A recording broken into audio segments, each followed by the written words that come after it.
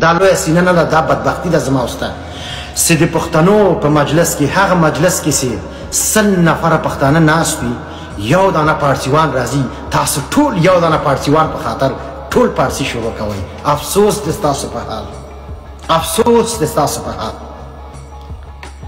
ګورئ د یوې لوحې په خاطر چې په پښتو ژبه باندې لیکل شوی په جمهوریت کې کال 2013 کې مکمل پارلمان راودرېدی، مکمل سړکونه یې بند کړه په لاریونونو باندې. مسله وایي همدا ده چېرې پوهنتون دانشګاه ولې دانشګاه نه ده لیکلې، ولې پوهنتون لیکلی. په یو ټکي ښه مې په یاد دي، زه پې امنیتي وظیفه کوم، صرف د یو ټکي په خاطر چې پوهنتون دانشګاه نه پوهنتون لیکلی و، دا راجګ شوي ولې وایي دانشګاه نه لیکئ. سړکونه بند په لاریونونو، پارلمان بند، وزیران وروره ګوله اعتصاب یې کړی و، غټ مشکل یې را جوړ کړی و. بالاخره هغه لوحه یې بېرته په دانشګاه باندې تبدیله کړه.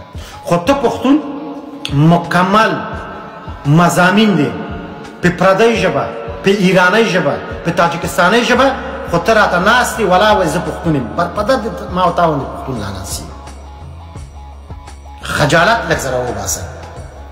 سړی سیمینار جوړوي، یونسکو ته ورځي، وایي په افغانستان کې 99% وګړي په پارسي ژبه خبرې کوي، هغه ملک د پارسیوانانو ده. هغه ورته وایي سند راوړه، وایي سند دا ده چې هزاره په پارسي غږېږي، پښتون په پارسي غږېږي، ازبک په پارسي غږېږي، او تاجک خو بیا د هغې نه پارسیوان ده. بل سند وایي دا ده چې د ټولو رسمي اداراتو اداري کارونه لکه مکتوب، پیشنهاد، وارده، صادره، گزارش، قرارونه، دا ټول موضوعات وروره وایي په پارسي باندې دي، په پښتو باندې نه دي. درېیمه مسله وایي دا ده چې وروره ګوله د مکتب ټول هغه ښوونیز او تحصیلي سازمانونه لکه مکتب، لکه پوهنتون، لکه انسټیټیوټ، لکه کورسونه، دا ټول په پارسي ژبه باندې دي. خارجۍ ورځي چې ګوري دا خو یې رښتیا ده، دا خو یې د پارسیوانانو ملک ده، او سلو سلو ته ضعیفه کېږي وروره.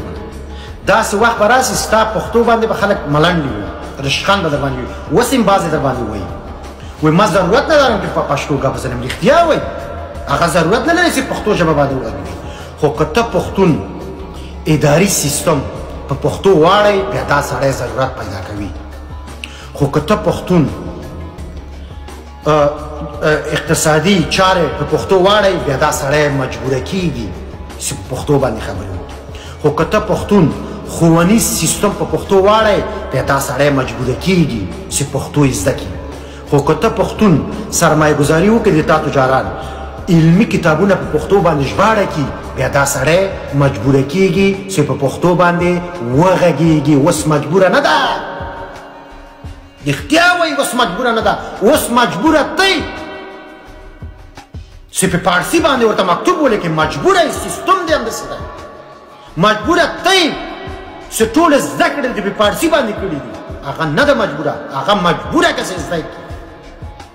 مکتبونو کې ټول مضامین، کیمیا باید پښتو شي، هندسه باید پښتو شي، مثلثات باید پښتو شي، تاریخ باید پښتو شي، ټول مضمونونه، قرآن کریم تفسیر باید پښتو شي، د احادیثو ژباړې باید پښتو شي. بیا دا سړی څه کېږي؟ مجبوره کېږي. په وزارت